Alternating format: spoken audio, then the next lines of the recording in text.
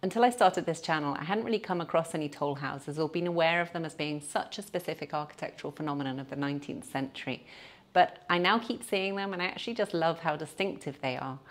They come up for sale every now and again, and that's how I came across this one after a viewer sent it to me. It's on the Monmouth and Brecon Canal, so holds this prominent position by the water with views up and down the length of it. And I think that's one of the things that I really like about these toll houses, that they sort of embody their context. If you think about it, the shape that they're built in, which can be anything from square up to octagonal, that shape is determined by all the routes of travel that interact with it. So huge distances between towns and villages on a map that can seem random and scattered can all be condensed down into one little regular structure at a point of interaction. Maybe it's overcomplicating things to think about it like that, but I really like that sense of a story shaping a building. So this little toll house is a square to fit alongside the straight line of the canal, and it has a tiny floor area of only 9.4 square metres. It has 2 stories and a little bit of land around it.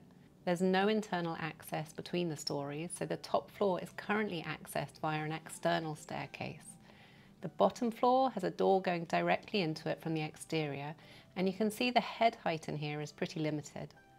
The ground floor has 2 small windows and the top floor has 3 large ones, so I guess that's where the tollkeeper spent their days. There's a corner fireplace and brick chimney on the first floor too, and pretty much nothing else.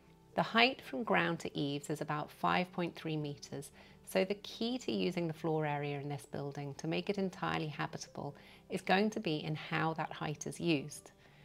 The challenge we set ourselves was to try and stay within the footprint of the building for this exercise, because it's the standalone nature of the building that's part of its charm, and because with the right concept, it's possible to fit everything you need into this space. Currently, the stairs are on the exterior of the property, but we'd like to get everything inside so that the full height of the space can be used. Our sense was that the concept that will unlock this interior will need to play with the whole vertical volume in small strategic ways to really eke out the individual functional areas of the space.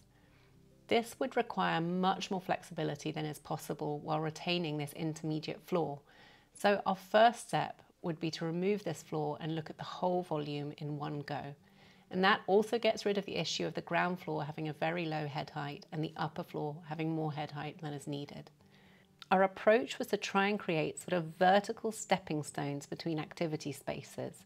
So instead of having one staircase, you'd have multiple small level changes hopping from living to kitchen to bedroom. But it turned out the building was just too small to allow the floor area to accommodate the necessary stair space and head heights to achieve that.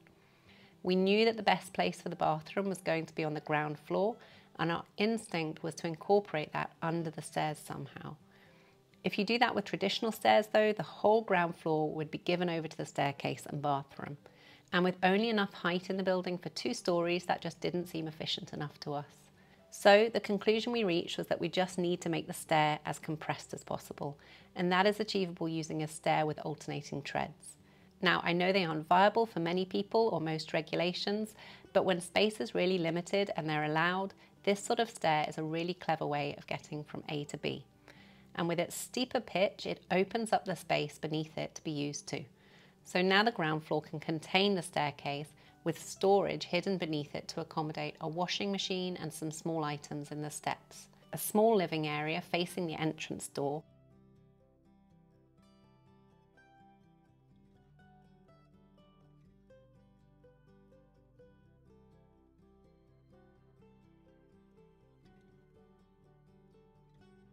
and a bathroom which even has its own window.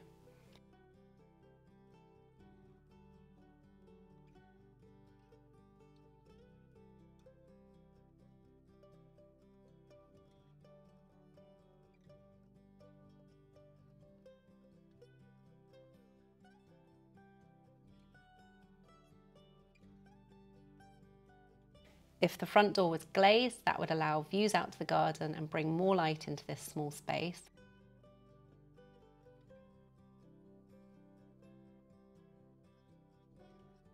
And you could use the area under the sofa for some storage.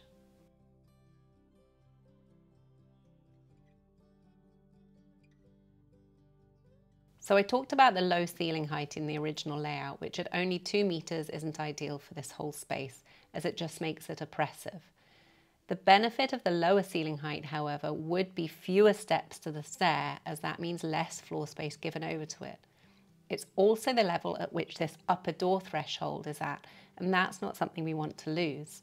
So retaining the lower ceiling level over the bathroom only means that the stair can be reduced and the upper door can have level access outside.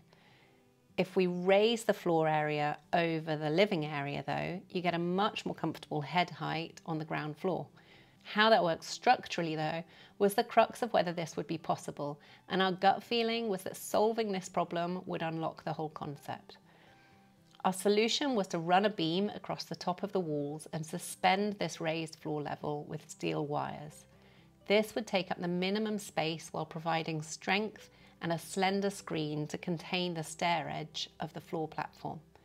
So now we have a split in the levels and an opportunity to use this level change to define separate functional spaces. From this intermediate floor, you can either go right at the top of the stairs and step out to the small balcony, which is all that we would retain from the existing external staircase, or you can go left and access a small kitchen. The sink would sit on the lower level so that the plumbing can run down inside the wall, and a slim worktop above some storage cupboards could sit on the raised platform level while still being flush as a work surface. The construction of the suspended platform would allow for some extra depth in these cupboards and even a small hatch in the floor, but we would keep this gap between the platform and lower level open to allow a little more light downstairs and just emphasize the floating platform visually. And using a different material to form this step up to the platform has the same effect. So I'm sure you're wondering by now where the bedroom is, and I'll get to that in just a moment, because if you're enjoying the puzzle of this design, then you'll love the problem-solving lessons offered by this video's brand partner, Brilliant. I talk about Brilliant a lot in these videos because their interactive learning platform offers the same principles of hands-on learning as you get when you follow a design education. Practicing with professionals to solve real-world puzzles is so much more effective than passively trying to consume information. 6 times more effective, in fact.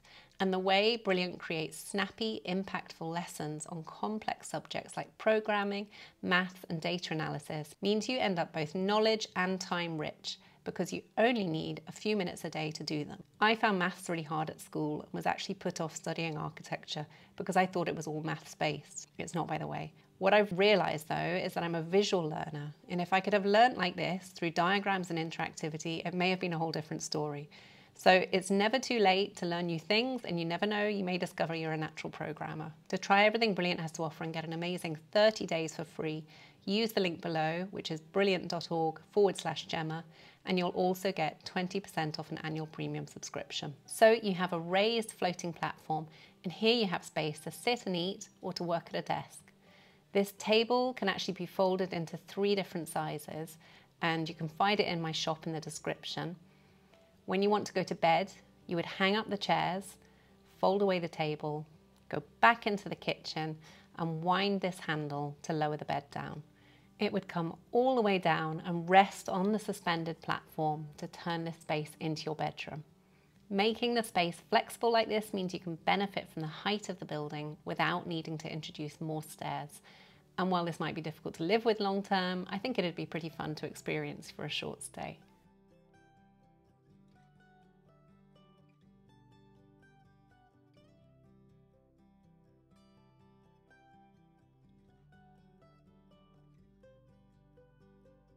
Thank you as ever for watching. I hope you enjoyed this design, and I'll see you next time.